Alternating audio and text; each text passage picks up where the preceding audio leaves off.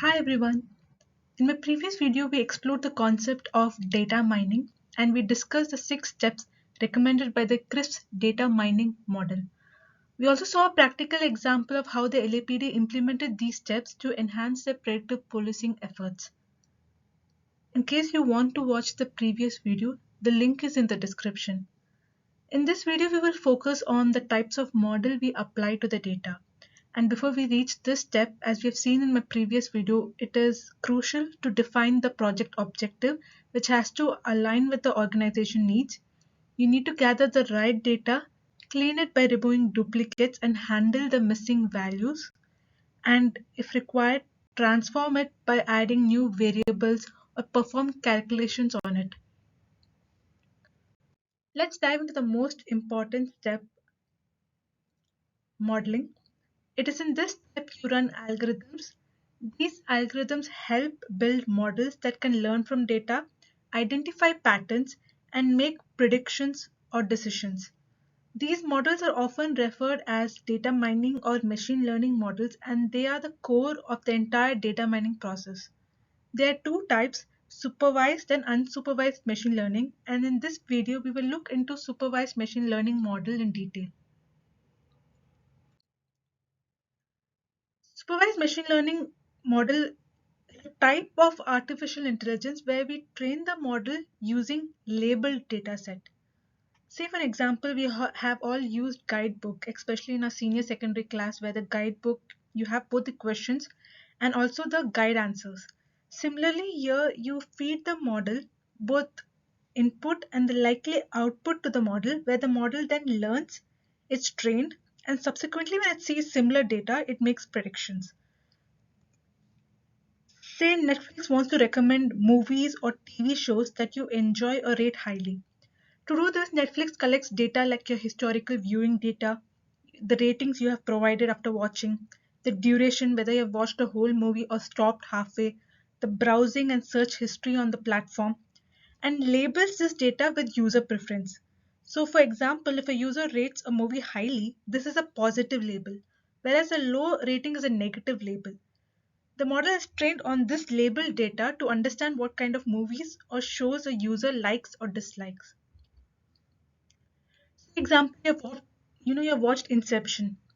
It might learn that the user enjoys sci-fi movies directed by Christopher Nolan and will likely enjoy other movies of the same genre or by the same director. Netflix would then recommend Interstellar as it's the same director, time traveling movie, in addition to recommending and suggesting with similar genre and themes by a different director, like The Matrix, The Dark. So, as you continue to interact with Netflix providing new ratings and watching different types of content, the model will continuously learn, update, and improve its recommendation.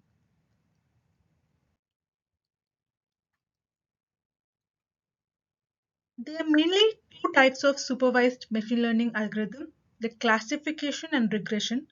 We will also look into other machine learning algorithm in this video which may fall in either of the category of classification and or regression. First, let's look at classification. Classification algorithms are used for predicting discrete outcomes. For example, you want the outcome or prediction to be a yes or a no.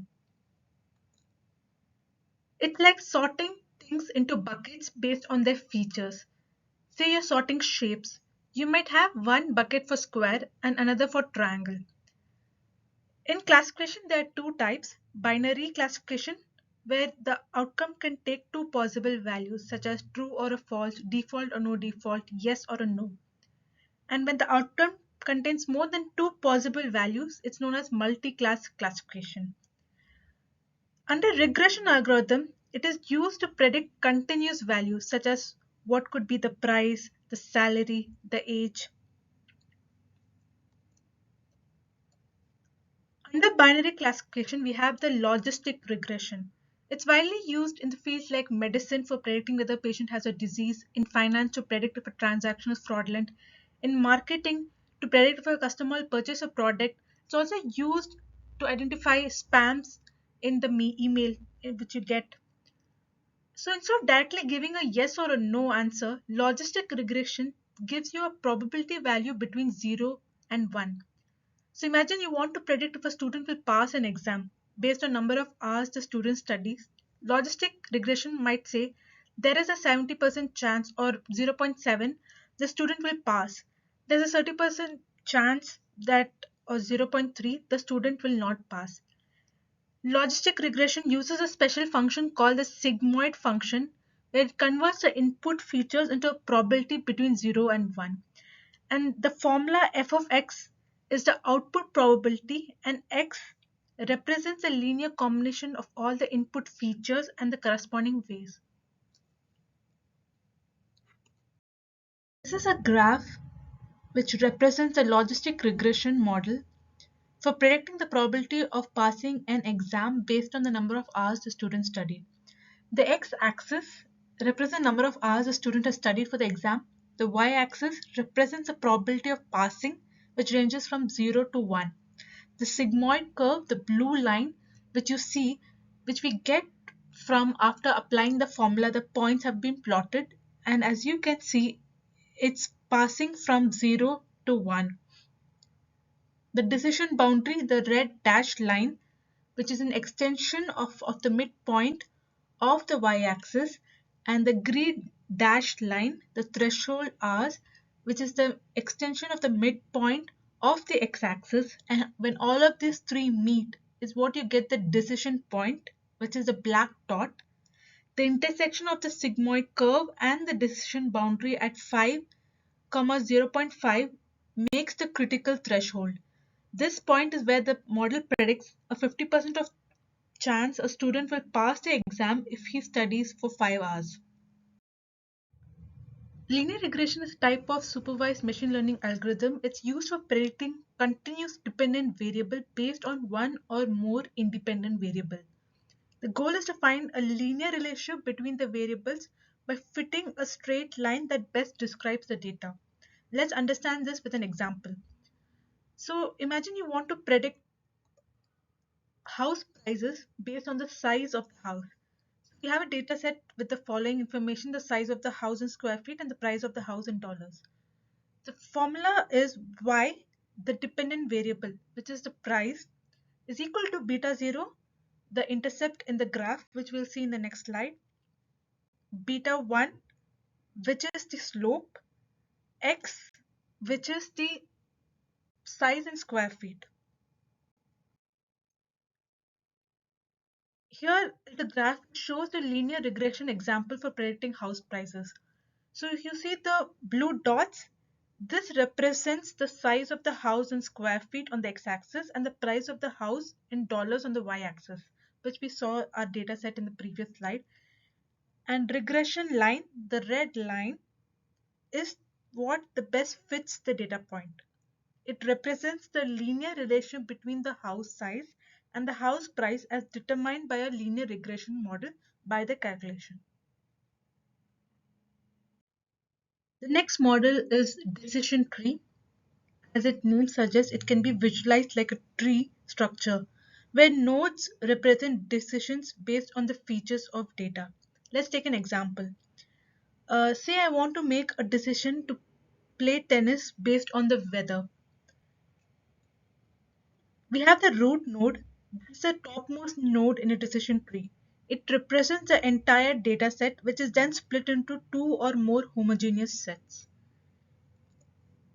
We have the decision node. They are the intermediate nodes where the data is further split on certain condition. And each decision node represents a feature in the data set.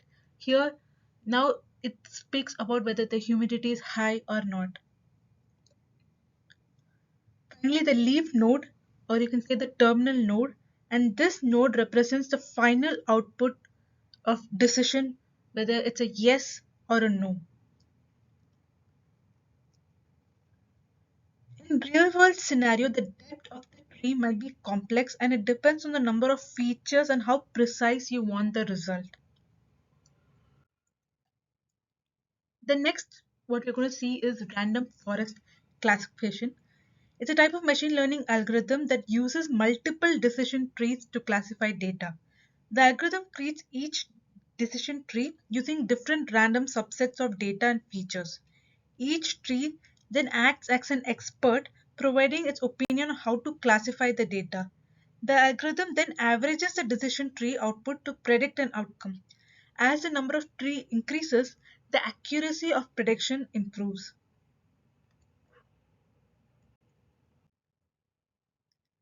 The next algorithm is support vector machine.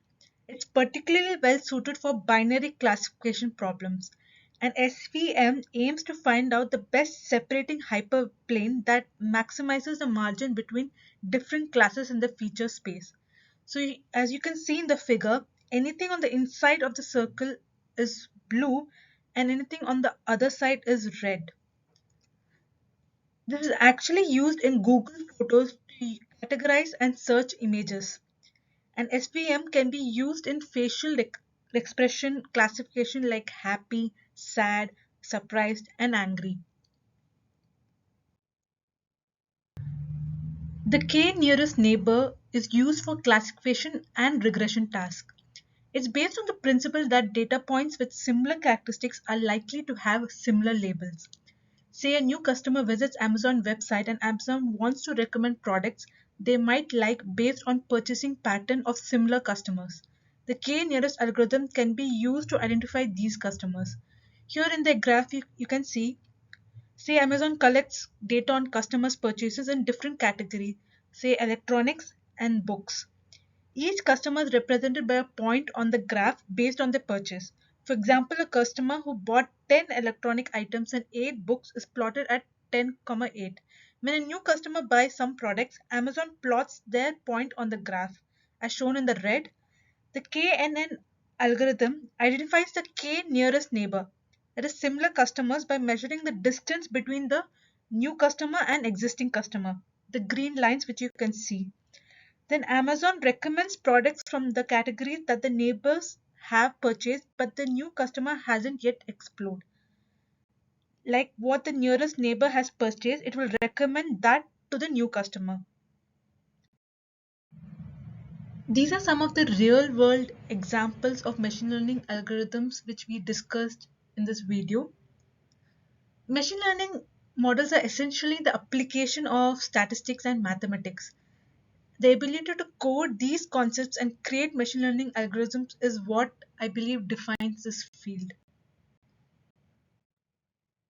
I hope you liked the video and I hope you understood the basics of supervised machine learning algorithm. Happy learning and see you in my next video.